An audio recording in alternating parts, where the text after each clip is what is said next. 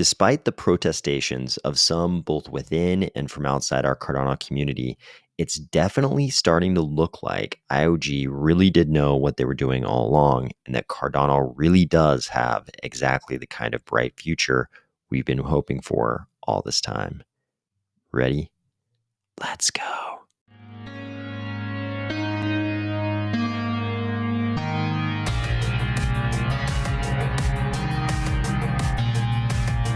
Today, we'll discuss the February mid-month update, where we learned quite a bit about what's going to happen during this February update window and also what will happen at the June Hardfork Combinator event window. We'll also talk about SundaeSwap hitting $100 million in total value locked and their plan to contribute to decentralization of stake pools through what they're calling a reverse ISO. This was a good mid-month update with a lot of information packed in there. As per the norm lately, it was Triple H plus John Woods. With the addition of some members of the Hydra team, they mainly covered the article that was released on Hydra to try to dispel some myths and misunderstandings about Hydra. We're going to cover all of it, so we're going to try to jump through this pretty quickly. Nigel was first up, and he reminded us that for the foreseeable future, we'll be seeing updates in Cardano at the ends of February, June, and October. Those will be the big update windows. So, of course, this month, February, is going to be one of the big, busy months. And this February update will include both core platform updates and smart contract feature updates. One of the big reasons for standardizing these update windows in those 3 months is so that the huge ecosystem of Cardano partners can better foresee these update events and prepare things on their side. Starting off the core platform updates, Kevin Hammond let us know that we'll be seeing Node 1.3.4, which represents big changes to the memory representation the node uses. So we'll see a more compact data format. It'll require less memory, and we'll also see faster dataless sync times. As always, that'll be very welcomed by anyone running Daedalus, and it seems like Daedalus has taken on a newfound heightened relevance as people have encountered the extreme congestion of having all of these dApps launching on the Cardano network, along with all the normal NFT drops, and people are starting to understand the advantages of running a full node wallet. Obviously, that allows you to skip the overloaded mempools of light wallets like Nami and CC Vault. And as we've covered previously, you can now use your Daedalus node to submit transactions from both CC Vault and Nami. Next up, John Woods gave us some very fancy new acronyms that you can use to dazzle and impress your Cardano friends. He explained that when they want to move data from one computer's memory across the blockchain, they put the data through a process of serialization. For this, IOG uses CBOR, CBOR, which is concise binary object representation. They are making a new change involving CDDL, which is concise data definition language, as a schema for CBOR to more efficiently transmit data across the network. You can now commence indiscriminately sprinkling those acronyms throughout your Cardano social media posts, and everyone will think you are some kind of Cardano network genius. Back to Nigel, who told us they are working on multi-sig. This has been around since Shelley, but they're enhancing the node to make it easier for people to use it. This will allow for more than one person to sign a transaction, of course, and this opens up all kinds of multi-party use cases. The last item on the core platform updates is that there will now be a leadership schedule that will show a schedule of SPOs due to produce blocks. This will be useful for dApp developers so that they can see what transactions are being processed. Starting on the subject of smart contract related features, we learned about local transaction monitoring. This will tell you if a node has processed a transaction without having to wait for it to pop up in the chain. So this lets you examine the mempool content of a node. Obviously, this will be a very welcome tool by anyone who is trying to submit transactions via CC Vault or Nami since the SundaeSwap launch. Kevin described this as a pretty small and non-complex tool, but he said other applications can be written on top of this, and it can be very useful.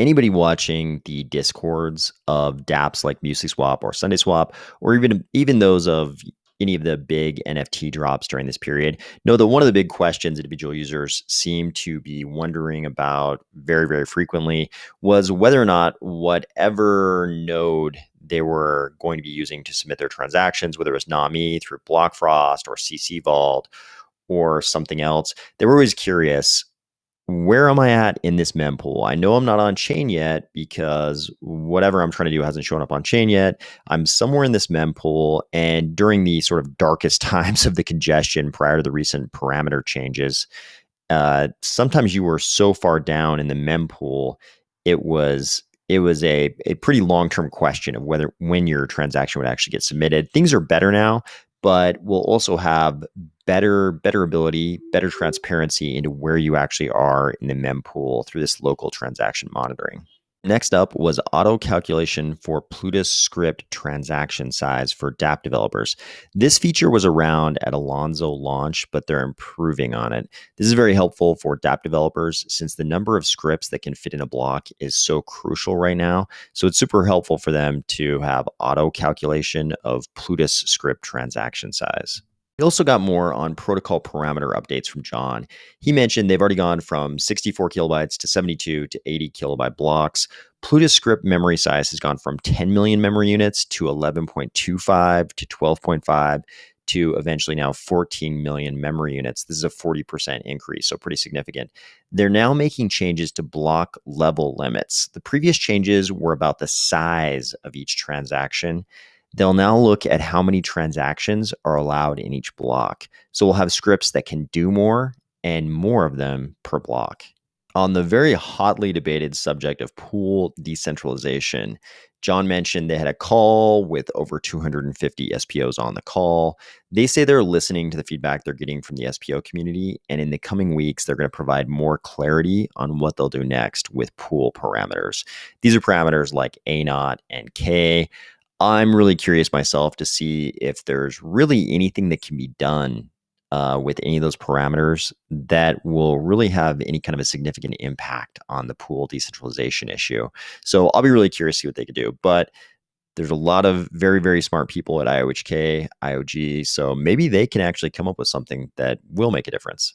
Nigel also gave us a little preview of what we're going to see at the June Hardfork Combinator event, where we'll get some things on the core platform side and some things on the smart contract side. On the core platform side, obviously, we're going to see some ledger improvements. I'm hoping we just see ledger improvements forever. We'll also see pipelining. On the smart contract side, here are the really big changes that people are looking forward to.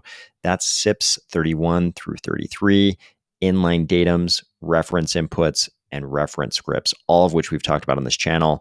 But the one that people are the most excited about is for sure that reference script update, because then you won't have to include the actual script in every single block that uses that script. You can just reference that script as it's been used previously on the blockchain. That's going to make a big difference in how many scripts we can actually fit inside a block. Over the past few days, people on Cardano social media have been reporting gigantic increases in the speed that you can get transactions processed through these large new dApps like Sundae Swap and Muesli Swap, just due to the recent protocol parameter improvements. But when we get reference scripts in June, that's going to be a really big leap forward.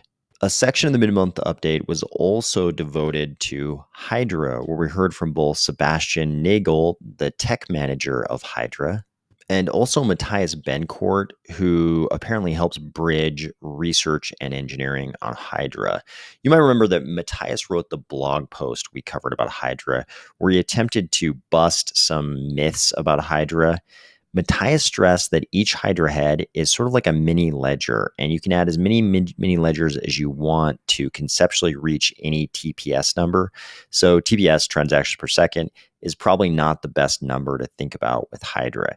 Instead, he said they like to look at settlement time per transaction, or the total amount of data being transferred over a given unit of time.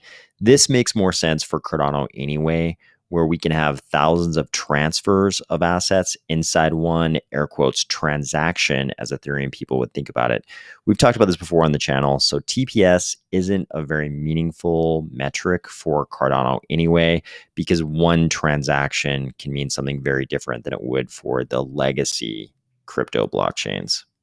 The second point that Matthias really tried to drive home is that Hydra isn't an SPO thing. SPOs aren't necessarily likely candidates to run a Hydra head.